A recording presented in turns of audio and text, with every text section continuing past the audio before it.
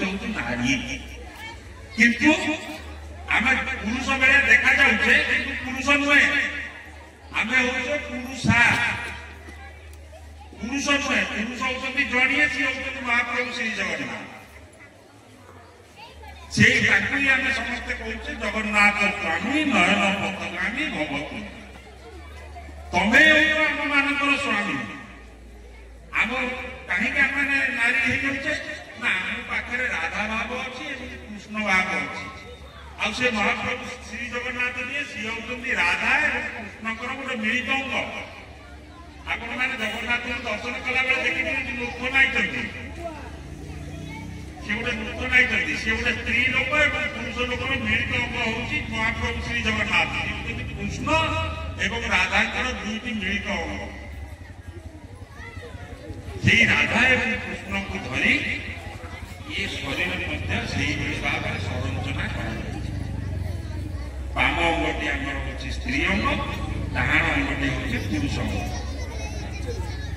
ତେଣୁ ଏଇଭଳି ଭାବରେ ଏ କାର୍ଯ୍ୟକ୍ରମ ଗୁଡ଼ିକ ସ୍ଥିରୀକୃତ କରାଯାଇଛି ସେ ସମସ୍ତ ବିଷୟ ଜାଣିବା ପାଇଁ ଆଉ ସେ ସମସ୍ତ ବିଷୟରେ ଆପଣମାନଙ୍କ ନିକଟରେ ସଚେତନତା ସୃଷ୍ଟି କରିବା ପାଇଁ ଆଜି ଏଇ ବ୍ରହ୍ମ ଏକାକାର ମେଳାଟି ଭାଇ କରୁଛନ୍ତି ଆମ ଭଗବତୀ ମଣ୍ଡଳର ଭାଇ ଉଦ୍ଦେଶ୍ୟ କେବଳ ସେତିକି କାହିଁକି ନା ମୁଁ ଆପଣଙ୍କୁ କହିଛି ଏ ଗ୍ରହଣ ଦଳର ଆଭିମୁଖ୍ୟ ରହିଛି ସନାତନ ଧର୍ମ ସଂସ୍ଥାପନ କୋଉଠି କରିବେ ସଂସ୍ଥାପନ ପ୍ରଥମେ ଆଗେ ଆମ ଶରୀର ମଧ୍ୟରେ ଯଦି ଧର୍ମଟିକୁ ଆମେ ସଂସ୍ଥାପନ କଲେ ଆମେ ଜାଣିବା କେମିତି ଧର୍ମଟି ସଂସ୍ଥାପନ ହେଲା ବେଳେ ଆମ ଭିତରୁ 4ଟି ଗୁଣ ବିକଶିତ ହେଲା ସେ 4ଟି ଗୁଣ କଣ ନା ସତ୍ୟ ଶାନ୍ତି ଦୟା କ୍ଷମା ଏ 4ଟି ଗୁଣ ସେଠି ବିକଶିତ ହେଲା ବର୍ତ୍ତମାନ ସତ କଥାଟି କାହା ପାଖରେ ଭାଇ ଅଛି ମୋବାଇଲରେ ଧରିଛେ ଯାହା ମିଛ କଥା ଗୁଡାକ କହୁଛେ ସତ୍ୟ ଆଉ ନାହିଁ ଶାନ୍ତି ଘରଠୁ ବାହାରଠୁ ଦେଶଠୁ ବିଦେଶଠୁ ସବୁଠି ଦେଖିଲେ ଅଶାନ୍ତି ଦୟା ଭାବ କାହା ପାଖରେ ଅଛି ନାଇଁ ଜୀବେ ଦୟା ମହାପୁରୁଷ ମାନେ କହିଛନ୍ତି ଜୀବରେ ଦୟା କରିବ ନାମରେ ଶରଣ ପଶିବ କାହିଁକି କୌଣସି ଜୀବ ପ୍ରତି ଆମ ଦୟା ଭାବ ନାହିଁ कि आम देखु गोटे गाईटा भितर तो गोटे जीवटा अच्छी गोटे ब्रह्मकर सत्ता अच्छी गोटे चढ़ेर भी अच्छी गोटे कुकुर अच्छी समस्त भितर भितर गोटे जिन कमन होती सपना कोटि जीव जंतु सर्व घटे एक लीला जीवंत नानाकार घरे दिन ये लीला जीवंत समस्ते गोटे गोटे विभिन्न रूप धरी किंतु समस्त पाखे गोटे जिनिस रही कमन साधारण जिनस ब्रह्म सत्ता आपण पाखे अच्छी मो पाखे अच्छी ये गच गुच्छ चल अचल बुरा बुरा समस्त पाखे से जिनसटी अच्छी आ समस्त पाखे से नामटी अच्छी से नामटी हूँ गोटे ब्रह्म महापुरुष मान लिखिं अनाम नाम आसई गले से अनाम मिशे आम समस्ते अनाम आसला बेले गोटे नामटे लेके आसुचे आ गला बेलू से नामटी जाइए अनाम भितर मिशि जाए किंतु आम जापर कौन टा धरिकी आसले आ कौन टा आम धरिकी जाऊँ जहाँ कि आपण मैंने भी जहाँ कौन करे संसार को आसिले पाठ दिन पढ़िले पेट पाटना किए चाकरी टे कला किए बेपार टे कला कौन कला समस्ते सब कर्म कले परिवार टे कले पिला छुआ टे कले धर्म अर्जन कले धन को जगि जगि जीवन गला पेट को गंडे खाइले ना कि से विषय किसी चिंता करे ना कि गला बेल को देखला नंबर तो धर्म आम सागे जाऊँ तेणुक आम मान मूल धन कौटा नाम आम मान मूल धनटी हूँ नाम कारण ये समस्त संसार हूँ मिछ गाया संसार यही नुहे कही क्या सागर जीवे नहीं भाई आसीच एका जीव एका किंतु जिते आसीच प्रभु को पाखु नहीं आईच पाऊना 3 टंका 8 अणा ये शरीर 84 आंगुल शरीर धरिकी आसीच ए संसार भितर क्रियाकर्म करी सेठी प्रश्न उत्तर कार्यक्रम केते मला हिसाब किताब जिते जीवटी छाड़ी जाऊब कई पाखे न कान शुभु न आखि देखा जाऊ कि से प्रश्न उत्तर कार्यक्रम आस प्रभु आस बाबा 3 टंका 8 अणा नहीं जाइलु संसार कौन कलु पढ़ेतु आज्ञा कौन करी तो किसी पाठ पाइले आपन 3 टंका 8 अणा से 3 टंका 8 अणा रही आप नहीं जाऊ खर्च बाच किसी करनी संचित कर रखना 3 टंका 8 अणा देला शरीर घरटा व्यक्ति स्वतंत्र 3 टंका 8 अणा 84 आंगुल शरीर जहाँ 84 समस्त आंगुल मापिक देखिए 84 आंगुल तेणुक से प्रभु टे जहाँ देखा 3 टंका 8 अणा देखिए आम गला बोलो आनंद कुमार हरि हरि से पाखे कई नथिबे आपण थिबे आपण भितर मन आत्मा आत्मा होती गुरु मन होती चेला से 2 जन जाक थिबे प्रश्न उत्तर कार्यक्रम आरंभ हम कारण ये गहन दल ये हूँ गहन शरण एवं मरण मरण हूँ सत्य मृत्युटा हूँ सब सत्य ध्रुव सत्य जन्मटा सत्य नुहे जन्म कैसे आवर्षण भी हो जाने जन्म कदापि सत्य नुहे मृत्यु हूँ सत्य तेणुक से समय को लक्ष्य करके कार्यक्रम करने पड़ो भाई मुझे तो धरिकी आसी 3 टंका 8 अणा मत खर्च करा पड़ो जहाँ जमी करके तेणुक धर्म अर्जन धर्म कर धर्म प्राप्त नर हरि ये जो हरि आते नर रूप आते आपण धरिया पड़ो आ धन खर्च करा पड़ो कौ धन ये टंका पचा कथा नहीं नाम रूपक जो धनटी आप धरिकी आसी धर्म सनातन प्रीति अर्थे बोलो आनंद कुमार हरि हरि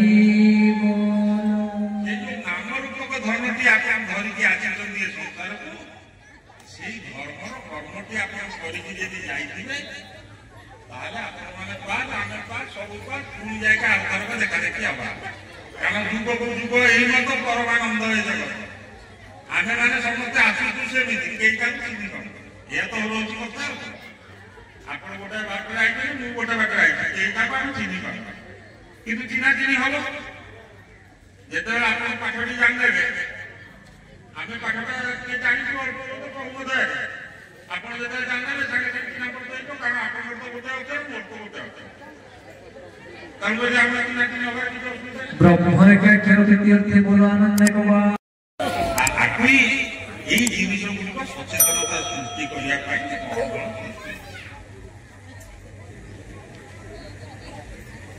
तेणुक ये शेष कल्की अवतार भाव से आसवे आ गहन दल कहीं से जिन प्रकाश कर जान पदे कहीदेवी मोर वक्तव्य शेष ये गहन दल कथा कहीं आस ये ओडिशा तो एत दल अच्छी कहते कोईली लौड़ी जो ओडिशा मंडल से 956 दल ये जो आड़े देखिए सबुठ दल किंतु ये गहन दल कहीं कारण ये जो शरीर मध्य जो पवन जावा करुच्छी सी गोटे गहन सृष्टि कर माने थोके थोके पवन भितर जाऊे थोके थोके पवन बाहर जाऊे तारी भितर गहन सृष्टि हो तेणुक से पवन पाखे आपण मैंने शरण पशि ये गहन दल माध्यम ତାକୁ ମହାପ୍ରଭୁ କହିଛନ୍ତି ଯେ ଏଇ ଗହଣ ଦଳ ମାଧ୍ୟମରେ ଗହଣଟା କଣ? ଗହଣ କହିଲେ କଣ ବୁଝାଯାଏ? ଇଏ ପବନ ଯୋଉ ଯାଉଛି ଏ ପବନ ଆସୁଛି ତାରି ଭିତରେ ଗୋଟେ ଗହଣ ସୃଷ୍ଟି ହଉଛି। ଆଉ ସେ ପାଠଟି ଯୋଉ କଥା କହୁଛି ଗହଣ ଦଳ ସେଇଟା ହଉଛି ଗହନ। ସେ ପାଠଟା ଗହନ ପାଠ ହେଇଥିବା ଯୋଗୁ ସେ ପାଠଟିକୁ ହଠାତ୍ କେହି ବୁଝିପାରନ୍ତି ନାହିଁ।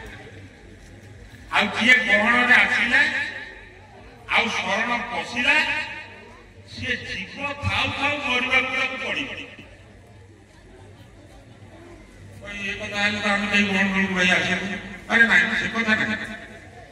ମରିବାକୁ ପଡିବ ମାନେ ଜୀବ ଥାଉ ଥାଉ ମରିବ ମାନେ ଜୀବ ଦଶା ଭିତରେ ଆପଣ ମାନେ ନିଜକୁ ନିଜେ ଆମେ ମାନେ ସମସ୍ତେ ସେଇ ବ୍ରହ୍ମଙ୍କ ସାନ୍ନିଧ୍ୟ ଲାଭ କରିବା ପାଇଁ ଆମ ମନଟାକୁ ନେଇକିରି ସେ ଚୈତନ୍ୟ ସାଙ୍ଗରେ ମିଶେଇବାକୁ ପଡିବ ଏବଂ ସେ ବ୍ରହ୍ମଙ୍କ ସାଙ୍ଗରେ ମିଶେଇବାକୁ ପଡିବ।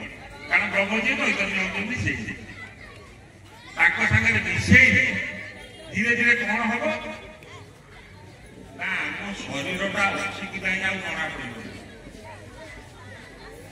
ସେ ପବନ ସହିତ ଯାଇକି ମିଶି ସିଏ କଣ କରିବ ନା ସିଏ ଯାଇକି ପ୍ରଭୁଙ୍କ ସାଙ୍ଗରେ ଲୀନ ହେଇଯାଇଛି। ଆପଣ ବଞ୍ଚିଥିବେ କିନ୍ତୁ ସେ ପବନ ଯୋଉ ଆପଣଙ୍କ ଭିତରେ ଯାଇଥିବ ସେ ପବନ ଟିକକ ଯାଇକି ସେ ବ୍ରହ୍ମଙ୍କ ସାଙ୍ଗରେ ଲୀନ ହେଇଯାଇଛି। ତେଣୁ ଆପଣ ବଞ୍ଚି ଥାଉ ଥାଉ ମରିଗଲେ ଆଉ ମରଣ ତ ସେ ଅଲଗା କଥା ଅଛି।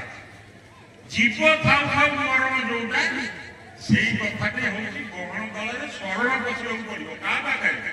ସେ ଗୁରୁଙ୍କ ପାଖରେ। ସେ ମା ହଉଛନ୍ତି ଗୁରୁ, ଆଦ୍ୟ ଗୁରୁ ହଉଛନ୍ତି ମା। ସେ ମାଙ୍କ ପାଖରେ ଆପଣଙ୍କୁ ଶରଣ ପଶିବାକୁ ପଡିବ। କାରଣ ମାତା ପାଦେ ଖଟ ଛାଡିଦେବ ବାଟ ତେବେ ଯାଇ ଭେଟ ପରମ ମଠ। ତେଣୁ ମାଙ୍କ ପାଦ ତଳେ ତମକୁ ଖଟିବାକୁ ପଡିବ। ମାଙ୍କ ପାଦ ହଉଛି ଏଇଟା, ତାଙ୍କ ପାଦରେ ତମେ ଖଟିବାକୁ ପଡିବ। ଯେତେବେଳେ ଘଟିବ ସେ ମା କୋଉଠି ଅଛନ୍ତି ନା ଏଇ ଯୋଉ ଷଡ଼ଚକ୍ର ଭିତରୁ ଦେଇକି ଗଲା ବେଳକୁ ସେ ତ୍ରିକୁଟ ପାଖରେ ଅଛନ୍ତି। ହାତ ଗୁଆରି ହେଇକି ବସନ୍ତି ମହାମାରୀ ଉପରେ।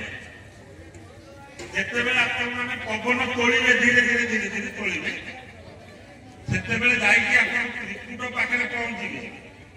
ତ୍ରିକୁଟ ପାଖରେ ପହଞ୍ଚିଲା ବେଳକୁ ସେଠି ମା କଣ କରିବେ ଦେଖିବେ ଯେ ନାହିଁ ଇଏ ସେ ବ୍ରହ୍ମଙ୍କ ସାନ୍ନିଧ୍ୟ ଲାଭ କରିବାକୁ ଯାଉଛି ବା ତାଙ୍କର ସ୍ୱାମୀଙ୍କ ସହିତ ତାଙ୍କୁ ଭେଟ କରିବାକୁ ଦରକାର ହଉଛି।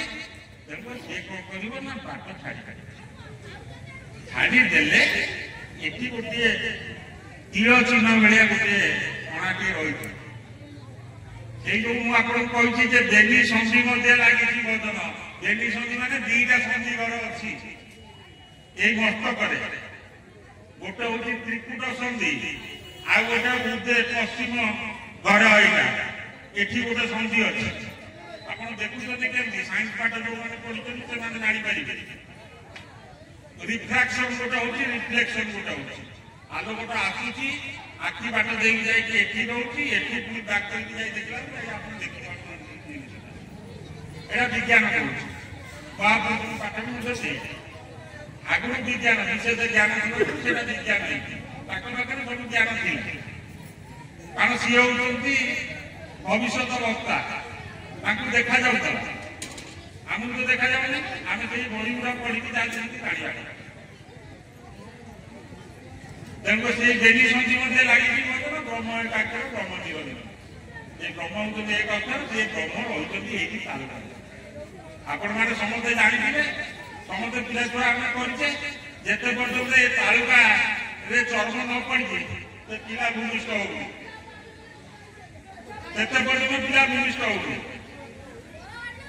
ତେଣୁ ଏ ତାଲୁକା ପାଖରେ ରହିଲେ ଦୁଃଖୀ ଦୁଃଖୀ ଘର ଯାହାକୁ ହଉଛି ହାତ ମାରିଲେ ଦେଖାଯିବେ। ଏଠୁ 4 12 ଆଙ୍ଗୁଳ ଚାଲିଲେ ଦେଖିବେ ହାତ ମାରିବେ ରକ୍ତ ରକ୍ତ କହୁଛି। ଏଟାକୁ ଦୁଃଖ ଦୁଃଖୀ ଘର ଘରେ କହୁଛୁ। ତେଣୁ ଏଇ ସମସ୍ତ ହଉଛି କଥା।